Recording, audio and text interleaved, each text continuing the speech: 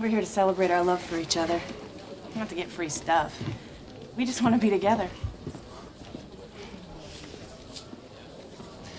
We need the stuff. Welcome to Watch Mojo, and today we're counting down our picks for the top 10 TV shows that were impacted by real-life events. Listen, Oz, I'd like you to do my show for me for the week I'm gone. For this list, we're looking at TV series whose plot lines and/or schedules were significantly altered due to real-world events. Did any of these unusual changes affect your love for these shows? Let us know in the comments. Number 10, Scandal, the election controversy. For such a high-stakes political thriller like Scandal, it's easy for storylines and characters to be directly influenced by real-life politics. America has made its choice, and it is not you. Do you hear me? We lost. We lost. They won. It's over.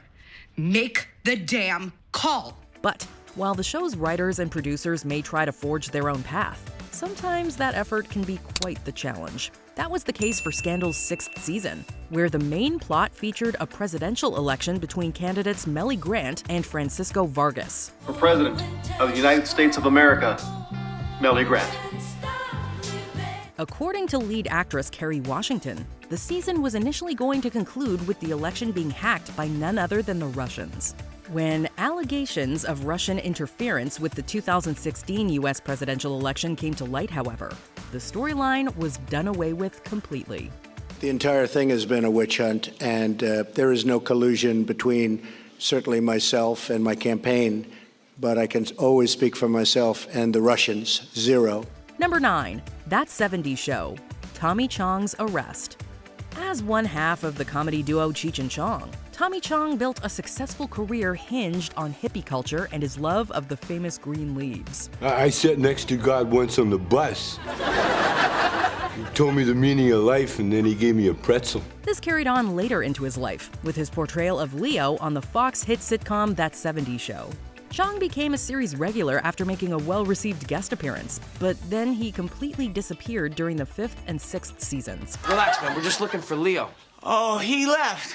I'm his cousin, Eli. He really just left? He didn't call or anything? On the show, Leo's absence is chalked up to him wanting to be with his wife, but in real life, Chong was in the midst of some legal troubles. The comedy legend was actually serving a 9-month stint in prison for selling cannabis paraphernalia through his company, Nice Dreams Enterprises. Your case was horrible. I mean, it was so depressing to hear that you were going to jail for making bongs. Yeah. I mean, it just, the whole thing was so sick. Number 8, Xena, Warrior Princess, Lucy Lawless's accident. It's pretty easy for a series to keep things tight without a guest character, or even a supporting character, but things start to get difficult when the main character is out of commission. You can't go on like this. Gabrielle, do you think I executed Callisto? No. I think that you did what you had to do. In October of 1996, Lucy Lawless, who played the titular role on Xena Warrior Princess, was filming a skit for The Tonight Show with Jay Leno when she fell off a horse and suffered a pelvic fracture. This heavily affected the 2nd season of the show, as multiple episodes underwent major rewrites and a lot of fight sequences were cut out. The episode Intimate Stranger even featured a body switch between Xena and Callisto, which allowed Hudson Like, the actress who played Callisto, to portray the warrior princess for that episode. Listen to me and listen good. I am not Callisto. It's me, Xena. Callisto is working with Ares. I only have 1 day. Less now. Number 7, Hannibal, the Sandy Hook tragedy. In the wake of the attack at Sandy Hook Elementary School and other violent incidents at the time, a few TV shows decided to either delay or completely pull episodes. Among them was the critically acclaimed psychological horror series Hannibal. Please, don't psychoanalyze me. You won't like me when I'm psychoanalyzed. Will. Now, if you'll excuse me, I have to go give a lecture on psychoanalyzing. The show, which follows the relationship between an FBI profiler and a serial killer, was known for its particularly graphic themes and gory violence.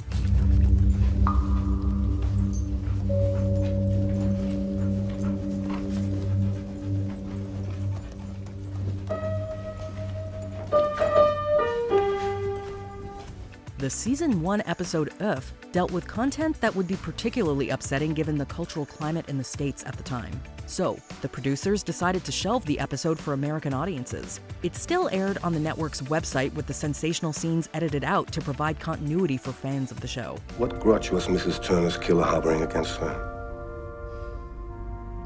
Motherhood. Not motherhood. A perversion of it. Number 6. Friends, the 9/11 attacks. The 8th season of Friends premiered in September 2001, just 2 weeks after the 9/11 attacks. In light of the tragic event, a subplot in the season's 3rd episode had to be replaced mere weeks before it aired. In the one where Rachel tells, Chandler and Monica, newly married, leave for their honeymoon and find themselves in constant competition with another newlywed couple. Did you hear that? They bumped him up to first class because they're on our honeymoon. Come on, let's act like we're on our honeymoon. We are on our honeymoon. This was different from the original plot, which saw the couple being interrogated after Chandler makes a joke about bombs on an airplane. I know the sign says no jokes about bombs, but shouldn't the sign really say no bombs? I mean, isn't that the guy we really have to worry about here? The guy with the bombs? Not the guy who jokes about his bombs? Not that I have bombs, but if I did, I probably wouldn't joke about them. I'd probably want to keep that rather quiet. While the original episode was written and filmed before the attacks, the producers definitely made the right call to change the plotline. As a wedding gift to you, the hotel would like to give you the honeymoon suite. No, you have been screwing us all day. Who are you? We're you! Just 10 seconds later! Number 5. Glee, Corey Monteith's passing. Sometimes the disappearance of a character from a show is due to the loss of the actor in real life. Just like Cheers with Nicholas Colasanto, who played the beloved coach, Glee was also shaken up by the loss of Corey Monteith. I'm grieving, and I grieve by insulting those who mean the most to me. And it's just a coincidence. That's also what I do when I'm not grieving. Monteith, who starred as the lovable jock Finn Hudson on Glee, had substance use issues which ultimately claimed his life. The unfortunate incident occurred right before the show's 5th season, which was poised to heavily feature Monteith's character. Did he really say that? He was smart, just, in an untraditional kind of way. Come on, let's hang it right over there. This led to massive story rewrites and a tribute episode in Monteith's honor. Titled The Quarterback, the episode features the death of his character Finn and follows the others as they deal with the monumental loss. Seasons of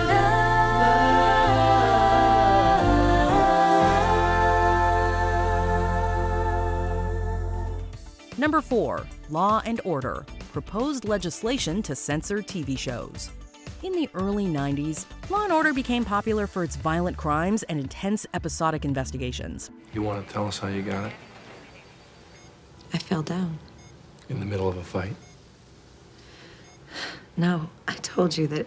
Amy, there's no reason to protect Chris if he did this to you. What do you think, Chris is an animal? While these endeared the show to a lot of viewers, they weren't so popular with then U.S. Attorney General Janet Reno. Reno claimed that the show promoted violence, and she also proposed legislation that could limit how much of it would be shown. Julia Wood is not a piece of candy, Ellen. To Clarence Carmichael, she is.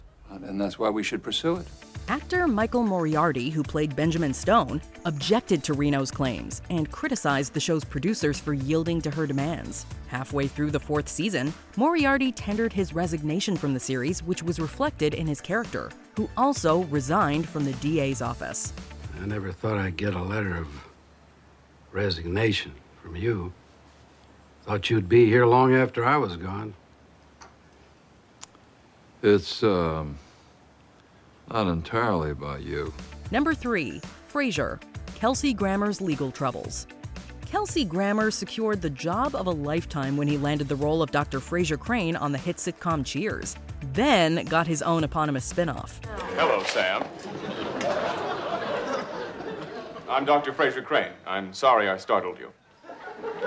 This is weird. But Grammer's substance use issues and legal troubles deeply affected his work and threatened his successful career.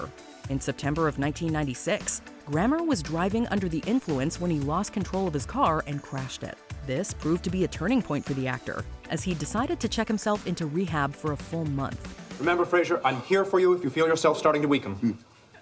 I'm fine. Believe me.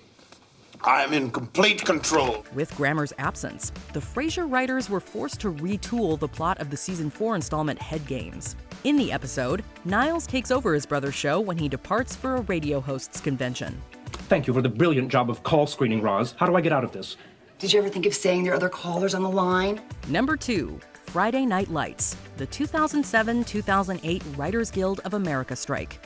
The WGA strike in the late 2000s may have lasted just a few months, but it had a more enduring impact on television. By the time it was over, shows like Bones found themselves having to wrap up plots as quickly as possible. If you knew what I know, you'd understand. You'd be proud of me. While others, like the NBC sports drama Friday Night Lights, had to completely move past some storylines. In the show's second season, Landry gets wrapped up in a murder after he confronts a man who attacked Tyra. The plot, which was negatively received by fans, lacked proper development, which is to be expected given that the season was shortened due to the strike. Viewers were delighted to find out the storyline had been scrapped by the time the series returned for its third season. I didn't mean to do it, Dad. I didn't mean to. It just happened. Oh, God. I didn't mean to do it. Before we continue, be sure to subscribe to our channel and ring the bell to get notified about our latest videos. You have the option to be notified for occasional videos or all of them. If you're on your phone, make sure you go into your settings and switch on notifications. Number 1. Glow, the COVID-19 pandemic. Glow, or Gorgeous Ladies of Wrestling, was a critically acclaimed show that aired 3 stellar seasons on the streaming giant Netflix.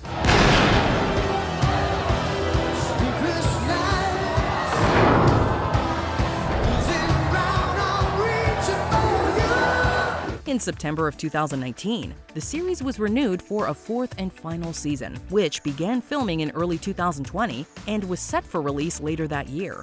But as the COVID pandemic hit in mid-March, production inevitably stumbled to a halt. Even as filming restrictions eased for other TV shows and movies, things remained in limbo for Glow. I don't want what you want. You don't want to be happy, successful, powerful? I don't want an off-ramp. I never even got on the road. The show's large ensemble cast and the heavy physical contact required for wrestling proved to be too challenging for safe production to resume. As a result, Netflix decided to axe the series, stripping such a well-rounded show of its much-deserved conclusion. I mean, let us wrap it up in a 2-hour Netflix movie. I mean, they had the whole season laid out. You know, we know sort of where it's going to go. Why don't you give the showrunners and the writers and the cast an opportunity to finish the story in a movie? Did you enjoy this video? Check out these other clips from WatchMojo, and be sure to subscribe and ring the bell to be notified about our latest videos.